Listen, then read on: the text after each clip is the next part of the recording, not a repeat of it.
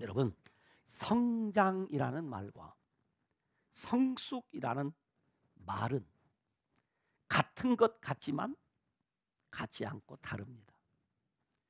성장이란 사람의 양적인 변화를 나타내는 말로서 몸이, 키가, 지식이 늘어나는 것. 그래서 우리말로 잘한다 라고 표현을 합니다. 그러나 성숙이란 사람의 질적인 변화를 말하는 것으로 사고의 깊이가 쌓여가고 마음의 폭이 넓어지고 그 인격이 고상해지는 것, 우리말로 무르익는다 라고 표현을 합니다. 탈무드에 보면 사람은 아무도 어른이 되지 않는다, 아이로서 나이를 먹을 따름이다 라는 말이 있습니다.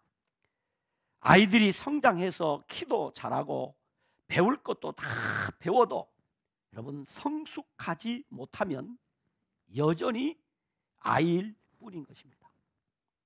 그래서 우리 주변에는 얼굴에 주름이 깊게 패인 아이, 수염을 기른 아이, 지팡이를 짚고 다니는 아이, 허다합니다. 몸은 성인이지만은 감정은 아이 수준을 벗어나지 못했거나 부모로부터 자립하지 못한 성인 아이들이 많이 있다는 것입니다.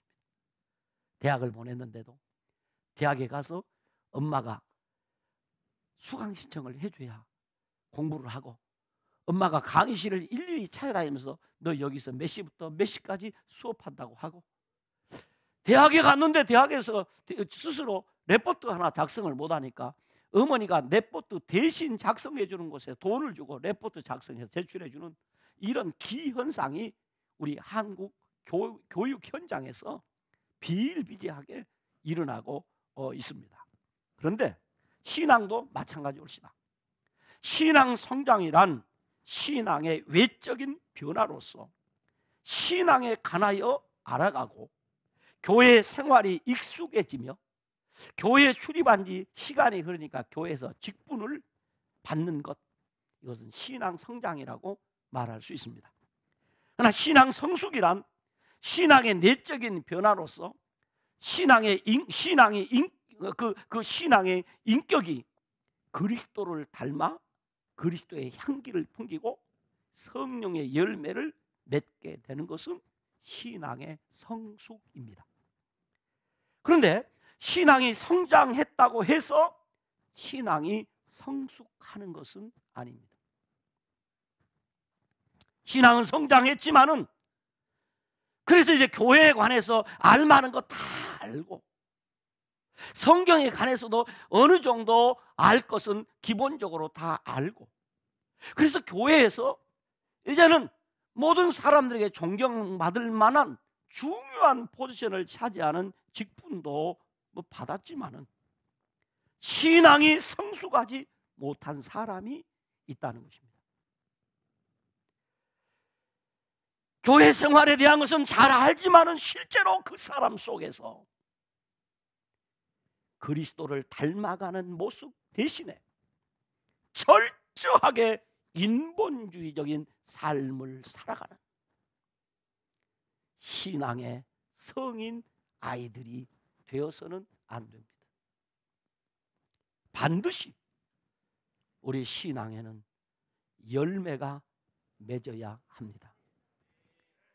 신앙이 성숙해서 열매를 맺어야 하나님을 기쁘시게 하고 하나님께 영광이 되며 내세의 멸관과 현세에서의 축복을 받는 신앙 생활을 하셔야 합니다. 왜 내게는 신앙의 열매가 없는가? 왜 내게는 성령의 열매가 없는가? 나는 예수를 믿은 지 5년이 되고 10년이 되고 20년이 되었는데도 왜 내 삶에는 한 번도 살아계신 하나님으로 인하여 주어지는 축복이 없는가? 이유는 성숙하지 못했기 때문입니다. 오늘 예수님께서 말씀하기를 나는 마음이 온유하고 겸손하니 나의 멍에를 메고 내게 배우라.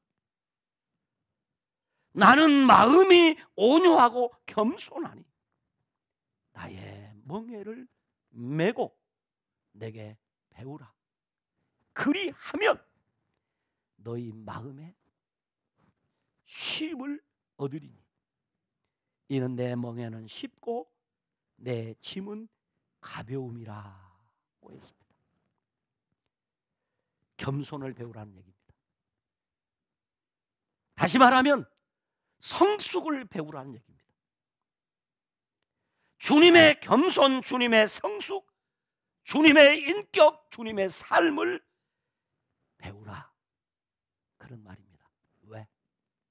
그래야 신앙생활에 열매가 맺기 때문입니다. 그래야 열매를 맺는다는 거죠.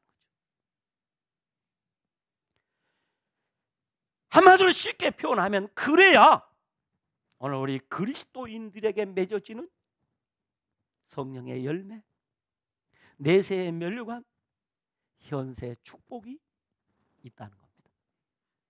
한 해가 저물어 가고 있지 않습니까? 도대체 내가 예수를 믿었다면 예수 믿는 자에게 따라오는 열매, 농부가 열매를 맺는 유실수를 심었다면 반드시 농부는 그 유실수 밑에 가서 열매를 구하는 것이 너무나 당연합니다. 매년 가서 열매를 구했으나 열매가 없으면 그 농부는 그 나무를 베어버린다는 거죠. 하나님은 오늘 우리에게도 열매를 찾고 있습니다. 여러분, 우리 인생을 살면서도 열매가 있어야 기쁨이 있고, 열매가 있어야 행복하고, 열매가 있어야 인생의 가치를 느끼는 거예요. 그러기 위해서 우리는 신앙의 성숙의 첫 번째 코스인 겸손의 도를 배워야 합니다. 오늘은 19세기 남아프리카의 성자이자 기도와 성령의 사람 앤드류 머레이의 책, 지난주에 제가 소개해드린 이 겸손이라는 책의 내용을 살피면서 은혜를 받기를 원합니다. 왜 이 겸손이라고 하는 주제로 제가 설교를 하게 되느냐면 한 해가 저물어 가잖아요. 그렇죠? 한 해가 저물어 간다면 이 한 해에 우리가 열매를 맺어야 될 것 아닙니까? 여러분이 잘 알고 있는 것처럼 곡식이 성숙해지면 겸손하게 어떻게 하던가요? 머리를 숙입니다. 곡식이 연걸어가면, 열매를 맺으면 스스로 겸손해집니다. 고개를 바짝 숙입니다. 그러나 열매가 없는 가라지들은 가을이 되었는데도 고개를 바짝 쳐들고 있습니다. 그래서 농부가 와서 그 가라지에 어디를 자르던가요? 목을 자릅니다. 가만히 놔뒀다가, 왜? 그거 뽑으면 알곡이 상하기 때문에 그대로 놔뒀다가 고개를 바짝 쳐들고 있는 그 가라지들의 목을 자릅니다. 그래서 불을 태워버립니다. 다시 말하면 농부가 바란 것은 바로 겸손히 머리 숙이는 성숙함을 원한다는 겁니다. 하나님이 우리에게 요구하는 것은 바로 우리의 신앙의 성숙, 열매를 원한다는 거죠. 그래서 신앙도 성숙해지면 겸손함이 나타나는 것입니다. 저 사람이 신앙이 성숙했느냐, 성숙하지 못했느냐 하는 것은 겸손한가, 겸손하지 못한가를 통해서 입증되어진다는 것입니다. 책을 번역한 김이보 박사님은 책 서두에서 겸손은 기독교의 최고 최기의 도덕이다 라고 했어요. 그리고 계속해서 말하기를 사랑은 겸손을 뿌리로 하고 피어나는 꽃이다. 야, 너무 멋있는 표현이에요. 사랑은 겸손을 뿌리로 하고 피어나는 꽃이다 라고 했어요. 기독교는 사랑의 종교라고 하지만 그 사랑은 겸손이라고 하는 곳에 뿌리를 박지 아니하고는 피어날 수 없는 꽃이라는 것이지요. 그러면서 오늘 이 번역자는 말하기를 겸손은 기독교의 핵심 진리요 구속의 원리라고 합니다. 그리고 저자는 머리 말해서 우리가 왜 겸손해야 하는가? 우리가 겸손해야 하는 세 가지 이유를 말하면서 첫째는 우리는 피조물이기 때문이다. 두 번째는 우리는 죄인이기 때문에 겸손해야 한다. 세 번째는 우리는 성도이기 때문에 겸손해야 한다 라고 서두에서 앤드류 머레이는 그렇게 말을 합니다. 오늘은 네 챕터를 우리가 생각해 볼 텐데 첫 번째 챕터에서는 이렇게 기록합니다. 책마다 챕터를 정하는 좀 다르게 정했던 것을 본데 이 책이 이 서두 표현을 가장 멋있게 해서 서두는 이 챕터 표현은 이 책의 내용을 그대로 채용해서 제가 사용했습니다. 첫째는 겸손은 은혜가 뿌리를 내리게 하는 유일한 토양이다. 야, 너무 멋진 표현이에요. 한번 읽어볼까요? 겸손은부터 시작. 겸손은 은혜가 뿌리를 내리게 하는 유일한 토양이다. 겸손해야 뭘 받는다는 거죠? 은혜 받는다는 거죠. 겸손한 사람이 지난주일 설교 내용대로 겸손한 사람에게 하나님께서는 뭘 베풀어 주신다고요? 은혜를 베풀어 주신다. 그러므로 겸손은 은혜가 뿌리를 내리게 하는 유일한 토양이다 라고 했습니다. 하나님께서 천지를 창조하신 목적은 피조물로 하여금 하나님의 완전하심에 동참케 하는 동시에 축복에 참여케 하고 나아가서는 하나님의 사랑과 지혜와 능력과 영광을 나타내기 위함이다 라고 했습니다. 그러므로 옛날이나 지금이나 변함없는 능력의 말씀으로 붙들고 계신 하나님께서는 전적으로 하나님을 의지하는 겸손한 빈 마음에 임재하소서 하나님의 능력과 선하심을 나타내시기 위하여 우리에게 고결한 생각과 높은 덕행과 참 행복을 채워주신다. 이 표현 정말 너무 압권입니다. 우리 하나님께서는 하나님만을 전적으로 의존하는 겸손한 빈 마음에 임재하셨다. 빈 마음에, 빈 구유에 우리 예수님이 오셨듯이 빈 마음에 우리 하나님이 임재하소서 하나님의 능력, 하나님의 선하심, 그것을 우리에게 나타납니다. 그래서 우리로 하여금 고결한 생각을 하게 하시고 높은 덕행의 삶을 살게 하시고 하나님이 주시는 참 행복을 우리 빈 마음에 채워주신다는 거예요.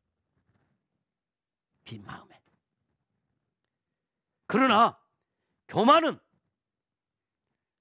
모든 죄악의 근원으로서 지옥으로 인도하는 문이며 지옥의 삶을 시작하게 하는 것이며 하나님의 저주의 통로이다. 내 표현이 아니고 앤드류 머레이의 표현입니다.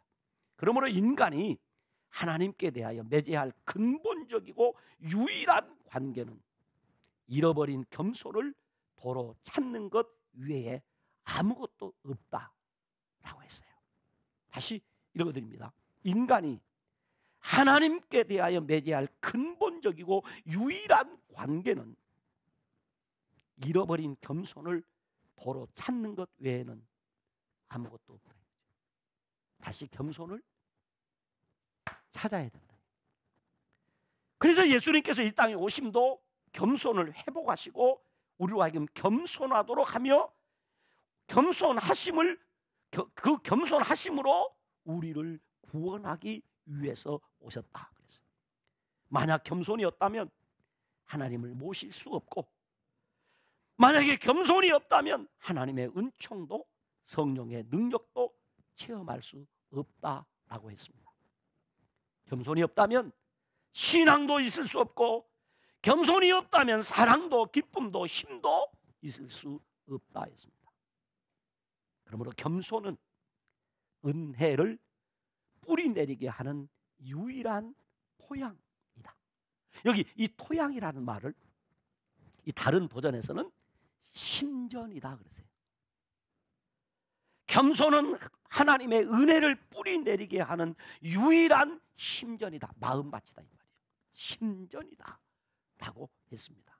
그런데 겸손은 스스로 생기는 것이 아니라는 것입니다. 여러분, 논밭에 곡식이 가을 되면 저절로 이게 자라가지고 열매를 맺지요. 반드시 농부가 어떻게 해야 됩니까? 씨를 뿌려야 됩니다. 심어야 열매를 맺고 자라는 것입니다. 마찬가지입니다. 겸손도 스스로 우리 마음에서 겸손이 생기는 것이 아닐 것이다. 그래서 우리에게 필요한 것이 겸손을 위한 기도가 필요합니다. 지난주에 말씀드렸어요. 겸손한 사람은 배우는 사람이고 겸손한 사람은 기도하는 사람이라고 했어요. 여러분, 정말 겸손한 자가 되어서 하나님의 은혜를 누리기를 원합니까? 그렇다면 겸손을 위한 기도가 필요합니다. 주님, 나로 하여금 겸손할 수 있도록 겸손의 영을 부어주옵소서. 뿐만 아니라 겸손을 위한 신앙 훈련이 반드시 필요하다는 것입니다. 그리고 우리의 심령이 그리스도의 사랑과 지극히 겸손을 찬양하는 마음으로 충만해질 때까지 그리스도의 겸손의 성품을 배워야 한다고 책의 저자는 그리 이야기합니다. 여러분, 꼭 기억하세요. 겸손은 은혜를 뿌리내리게 하는 유일한 심전, 곧 토양입니다. 두 번째는 겸손은 그리스도의 구속의 비밀을 푸는 열쇠이다. 다 같이 한번 읽어보실까요? 자, 읽습니다. 시작. 겸손은 그리스도의 구속의 비밀을 푸는 열쇠이다. 다시 한번 읽습니다. 시작. 겸손은 그리스도의 구속의 비밀을 푸는 열쇠이다. 어떤 나무도 그 뿌리가 가지고 있는 그 생명의 본질 그대로 자라나지 아니할 수 없다. 그 나무가 존재해 있는 동안 그 나무는 자기를 이 세상에 나게 했던 그 씨 속에 들어있는 그 생명 그대로만 살아갈 수밖에 없는 것이다 라고 했어요. 너무나 당연한 말씀이죠. 예를 들어서 감나무를 심었는데 똘감나무를 심었습니다. 그렇다고 이 감나무가 나는 똘감을 맺기 싫고 단감을 맺고 싶다 라고 한다고 해서 이 나무 스스로 똘감이 단감 될 수 있다 없다? 없다. 비록 똘감 나무지만은 이 나무가 좋은 열매를 맺기 위해서는 반드시 좋은 나무의 접붙임을 받아야 합니다. 왜 우리는 겸손을 배워야 하는가? 이유가 있다는 것입니다. 이 자연계의 질을 통해서 알 수 있는 명백한 것은 이 교만한 마음은 하나님의 말씀에 불순종한 아담 안에 있는 모든 사람을 죄인 되게 했고 바로 죄인으로 살 수밖에 없도록 만들어버렸습니다. 아담과 하와가 하나님 앞에 교만함으로 말미암아 죄인이 되었고 우리는 죄인으로 살 수밖에 없도록 만들어버렸다는 것입니다. 교만은 사단에게서 시작된 것으로 지금도 사단은 매 시간 이 세상 도처에서 활동을 하고 있습니다. 그래서 사람들 마음속에 교만의 마음을 심고 있다는 것입니다. 교만의 마음을. 아차하면 교만의 마음이 우리 마음에 들어온다는 것이지요. 그러므로 우리는 구속의 은혜가 필요하게 된 것은 교만이라는 것입니다. 그런데 우리의 힘으로는 이 뿌리 깊은 교만을 이겨낼 수도 없고 청산할 수도 없다는 것이죠. 오직 하나님의 어린 양이신 예수 그리스도의 능력으로만 이 교만을 물리칠 수 있고 겸손해질 수 있습니다. 내 힘으로 안 된다는 것입니다. 높고 높은 보좌에 계신 하나님께서 낮고 천한 인간의 형체를 입고 이 땅에 오셔서 자기를 낮추시고 죽기까지 순종하심으로 겸손의 도를 보여주신 그 예수님, 그리고 나는 마음이 온유하고 겸손하니 나의 멍에를 메고 내게 배우라고 하신 그 예수님, 그분의 능력으로만 우리가 겸손해질 수 있다는 것입니다. 겸손이야말로 우리가 찬미해야 할 예수님의 첫 번째 성품이요, 우리가 구해야 할 첫 번째 성품이라는 것입니다. 우리의 모든 것을 희생하더라도 반드시 겸손만을 차지해야 할 유일의 성품이라는 것을 확실히 믿는다면 우리의 영적 생명은 힘을 얻게 될 것이고 우리의 영적 건강을 얻게 될 것입니다. 그러나 그리스도께 취하신 겸손을 체험하지 못한다면 결코 오늘 그리스도인들에게 구원의 기쁨은 없다는 것입니다. 여러분, 신앙생활에 넘어지고 자빠지고 원망하고 불평하고 은혜가 쏟아지는 이유는 무엇인가? 교만 때문입니다. 교만 때문입니다. 겸손하면, 내가 낮아지면 하나님은 반드시 은혜를 주신다는 거죠. 반드시. 그래서 이 앤드류 머레이는 이런 글을 씁니다. 자아를 완전히 죽여버리는 겸손. 예수님처럼 하나님의 영광만을 드러내기 위하여 인간적인 영광을 모두 단념해버리는 그 겸손. 하나님만이 전부요, 주님만이 영광을 받으시도록 자기 자신을 티끌만도 못한 것으로 여기는 그 겸손.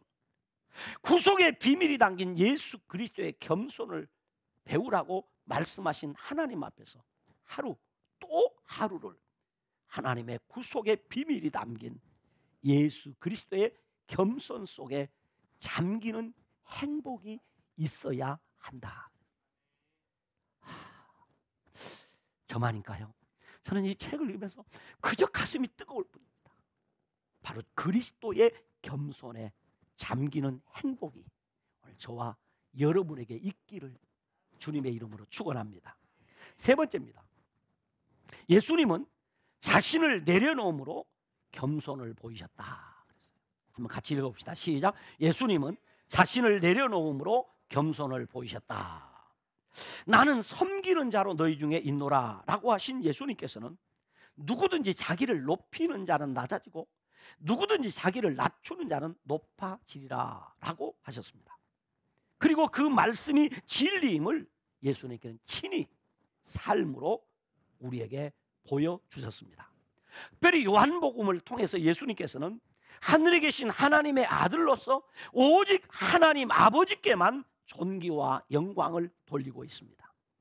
여러 성경 구절을 통해서 반복해서 예수님께서 하시는 말씀이 무슨 말씀이냐면 예수님의 생애와 역사의 가장 깊은 뿌리에는 전능하신 하나님이 계신다.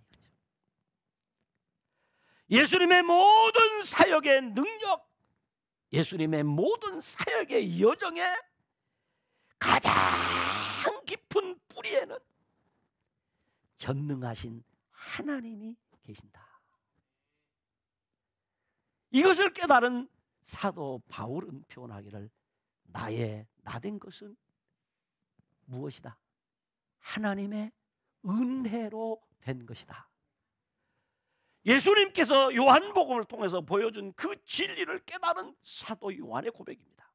그렇다면 오늘 저와 여러분의 모든 삶의 뿌리에도 언제나 전능하신 하나님이 계시다는 사실을 인정하고 믿고 고백해야 합니다. 하나님이 전부이기에 자신의 능력, 자신의 뜻, 자신의 영광, 자신의 모든 활동에 있어서 거듭 말씀하시기를 내가 아니다. 나는 아무것도 아닙니다. 오직 하나님 아버지가 나의 전부라는 것입니다. 이것이 예수님의 자신을 내려놓으시는 겸손입니다. 자신을 내려놓는.